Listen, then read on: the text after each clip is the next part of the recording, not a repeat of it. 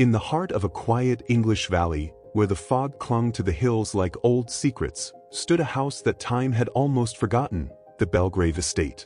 Its towers reached into the clouds like tired fingers, its windows shuttered, its gardens wild and heavy with ivy. For 2 decades, no laughter had escaped its walls.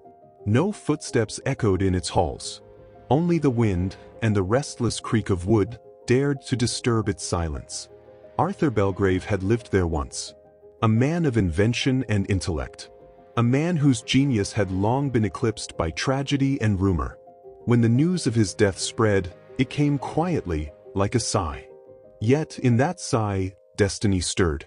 3 people, scattered across the country, received a call that would bind their fates forever.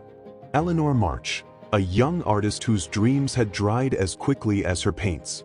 David Cross, a weary mechanic, his heart rusted by time and regret. And Mara Linwood, a quiet librarian who had built her life among stories, never expecting to become part of one. Each heard the same words: Arthur Belgrave was gone. And they, distant relatives, strangers to one another, had been named his heirs. Confusion turned to disbelief. Disbelief to curiosity. And curiosity to something darker: fascination. Days later, under a gray October sky, 3 carriages rolled through the wrought iron gates of the Belgrave Estate. The air was colder there. The house loomed larger than they had imagined, its walls veined with moss and its windows dull with age. Inside, time felt suspended, every room a museum of forgotten things. As the will was read, the echo of Arthur's voice seemed to linger within every word. He left his estate to them equally, but under strange conditions. Each heir had been given a small brass key, engraved with an initial and a single note that read, "Begin where my silence began." No other instruction. No explanation. Only mystery. And so began the story of the Enigmatic Bequest. The mansion was vast, too vast for 3 strangers bound only by curiosity and blood. Dust hung like memory in the air, and the floorboards sighed beneath their steps. Each heir wandered its endless corridors, their lanterns casting trembling light upon portraits that watched from every corner. The house seemed alive, whispering in the language of creaks and drafts, its shadows moving when no one did. Eleanor was the first to notice the strangeness: mirrors that distorted reflection, clocks that ticked out of rhythm, a portrait whose painted eyes seemed to glisten with tears when the light changed. Behind one of those mirrors, she found a hidden compartment. Inside, a folded note: "Truth hides best in reflection." Elsewhere, David found a music box that would not play unless it was placed precisely on a shelf shaped like a crescent moon. When it finally opened, it played a faint melody, haunting, yet tender. And in the drawing room, Mara discovered a photograph. Arthur stood beside a woman whose face had been carefully burned away. The edges of the picture were charred, but beneath the damage, a single word could still be read: Ilara. In that moment, the air around them grew colder. It was as if the name itself carried a weight, a name not meant to be spoken aloud. That night, as the storm rose outside, the 3 heirs gathered by the fire. The flames danced, but no warmth came from them. The will once again caught their attention. Its pages were uneven, the signatures faded. Each page bore faint imprints of a different date, spanning decades. And faintly in the corner, that same word appeared again: Ilara. Outside, the storm beat against the windows. Inside, unease began to bloom. The mansion was no longer just a home. It was a maze of secrets, built by a man whose genius had turned inward. A man who had hidden not treasure, but truth. As the storm waned and dawn crept pale through the windows, the heirs began to dig deeper into Arthur's past. In the study, they found shelves of journals filled with equations, sketches, and fragmented sentences, thoughts spiraling into madness. Arthur Belgrave had once been a celebrated inventor. His devices had lit cities and saved lives. But something had happened, something that had silenced his brilliance.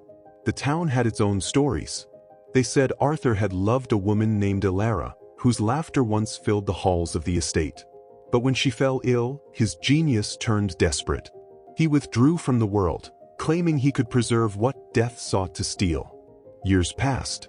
The lights in his house flickered at odd hours. Strange sounds echoed across the valley.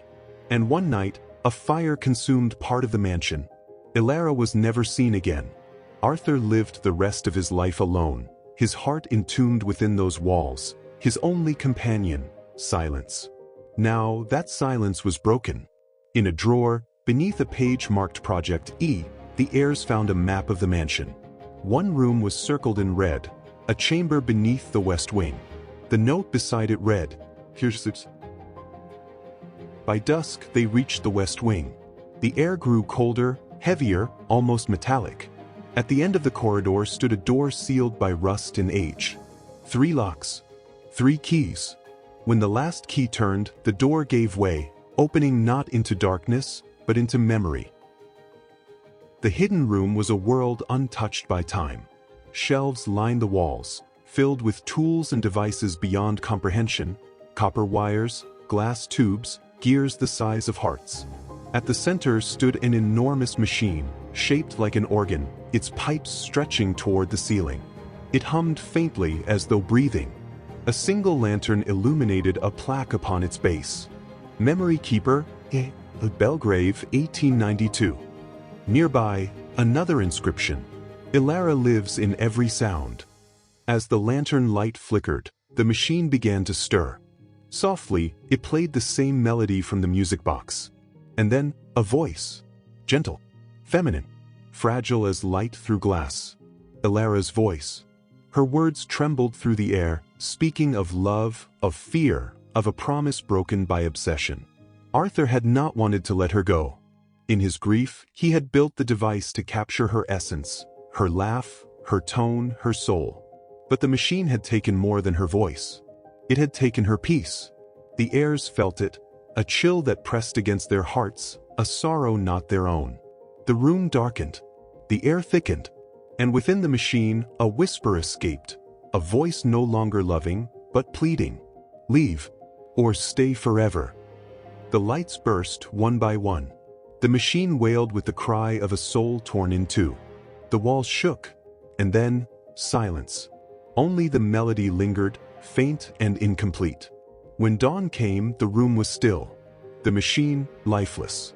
But in the mirror of the West Hall, a new reflection appeared. Arthur, standing beside Ilara, their faces serene, their eyes fixed on eternity. Morning found the estate in strange peace. The air was lighter, the tension gone, yet something invisible lingered. The heirs left one by one, carrying with them not riches, but revelations. Eleanor began to paint again, faces she did not know, voices she could almost hear. David sold his workshop and traveled to the sea, where the sound of waves reminded him of the machine's final song. And Mara returned to her library, but sometimes, late at night, she swore she heard faint music between the shelves. The mansion, once again, stood empty. The gates closed. The ivy reclaimed the walls. And yet, in the library mirror, if one looked closely enough, the faint silhouette of Arthur Belgrave could still be seen, smiling as though his story was finally complete.